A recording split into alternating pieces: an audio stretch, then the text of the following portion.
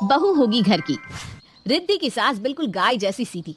जो खाने को दे दो खा लेती थी, जो पहनने को दो पहन लेती थी, जो कहो वो कर देती थी।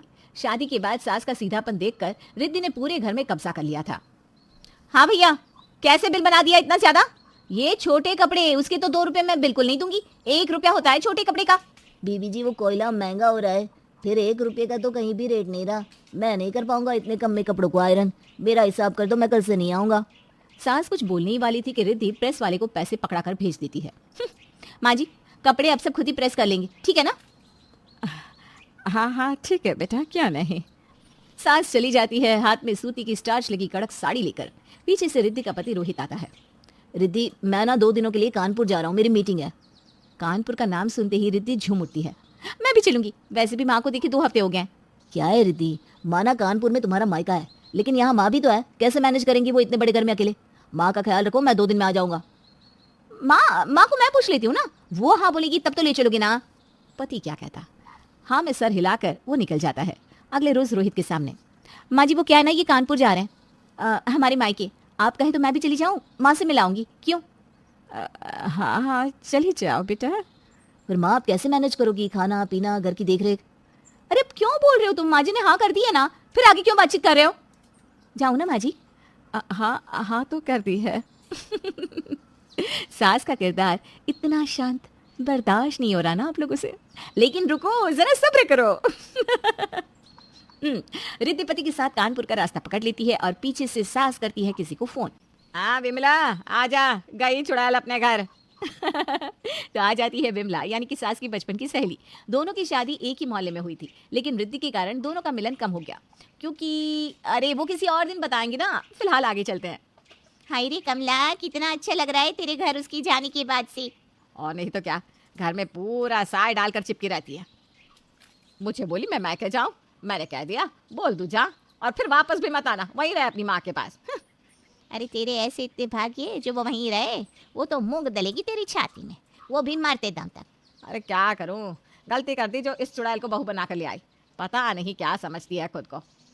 मुझे बिना तेरा दुख देखा नहीं जाता, लगता है जैसे वो सास है और तू बहू। अरे होगी बहू अपने घर की, बढ़िया आई। रोहित के पापा जिंदा थे ना, तब से चौराहे का कल्लू ही हमारे घर के कपड़े प्रेस कर रहा है, लेकिन उससे भी लड़कर निकाल दिया। अब क्या मेरी कॉटन की साड़ी इसकी माँ आएगी प्रेस करने? माँ ही सिखा रही होगी कैसे सास को परेशान करो। अरे तू बात ही ना किया कर उससे। अरे मैं नहीं करती बात। जो बोलती है मैं हाँ कर देती हूँ। बस भगवान करे वो वहीं रहे। अब 2 रोटी खानी है सुकून से तो खा लूंगी। दोनों सहेलियां अपनी बातें करती हैं, खाती पीती हैं और मजे करके विमला वापस अपने घर चली जाती है कि फोन की घंटी बजती है। किसका फोन आ गया इस वक्त? ये क्या, फोन तो उसी चुड़ैल का था, कानपुर वाली। माँ जी, विमला चाची से बात हो गई हो तो घर के मेन गेट की कुंडी अच्छे से लगा लेना। वो क्या ना, चोर उचे के बड़े घूम रहे हैं गली में, किसी को पता चल गया ना कि अकेली हो तो पता है ना क्या करते हैं। हाँ, सास का तो मन करता है कि गला पकड़कर टेंटुआ दबा दे, वो भी फोन से ही। अच्छा बहू, ठीक है, गुड नाइट। हाँ, फोन रखने की बात। बड़ी आई मुझे ज्ञान दे रही है। अरे 16 साल में शादी करके इसी मोहल्ले आए थे, यह कल की आई बताएगी कि कैसे रहना है। हाँ। सास आराम से सो जाती है। सुबह काम वाली आती है, वो काम कर रही होती है। सास उसे चाय बना कर देती है। चल आजा, थोड़ी देर बैठकर चाय पी ले। वो क्या है ना, सारा दिन तो तुझे काम करना ही है, तू भी थक जाती होगी। वाह आंटी जी, आपके हाथ की चाय ना बड़ी मिस करती है मैं। जब से बहू लेकर आई हो खुद आराम से ना चाय पीती हो ना मुझे देती हो। वैसे कहाँ है तुम्हारी बहू रानी? अरे गई है अपना नीम के पेड़ में रहने, चुड़ैल। नौकरानी हैरान कि ये क्या क्या बोल रही है माँ जी? क्या हो गया? सब ठीक है ना? और क्या, सब ठीक है। वो देखती है ना बहू कैसे हुक्म चलाती है। तूने देखा तो था मैं कैसे रहती थी अपनी सास के साथ। नौकरानी भी जो बहुत दिनों से मन में बात दबाए रखी थी, वो फूट पड़ती है। हाँ माँ जी, और क्या सब जानती है मैं।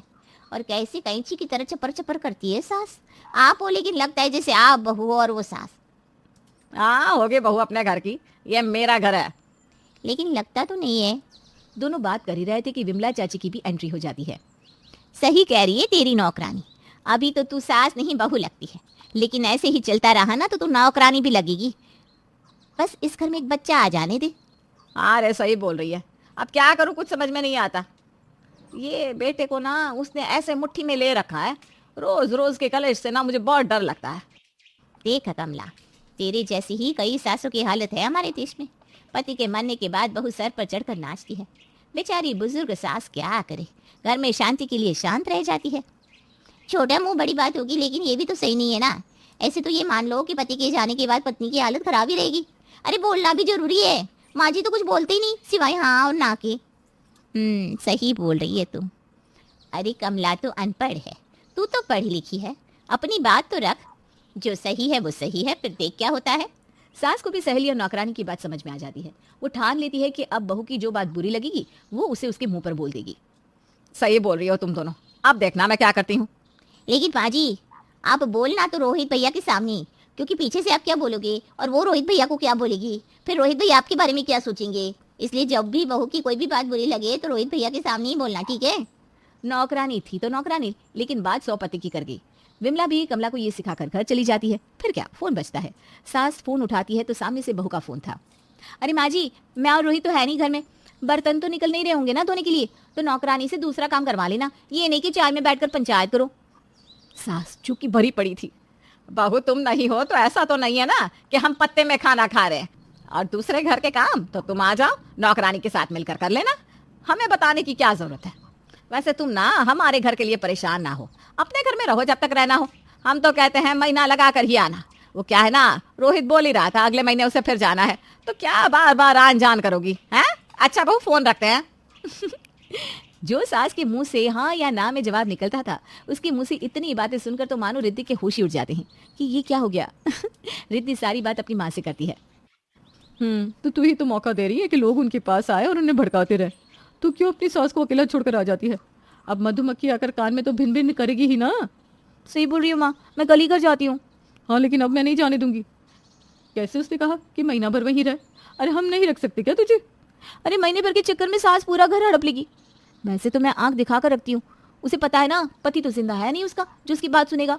बेटा है वो भी मेरी मुट्ठी में। बीवी और सास की बात रोहित सुन लेता है, लेकिन वो कुछ नहीं कहता। मुझे कल वापस जाना है रिद्धि, चलोगी ना तुम। चलोगी मतलब क्यों, लेकर नहीं जाना चाहते हो क्या आप।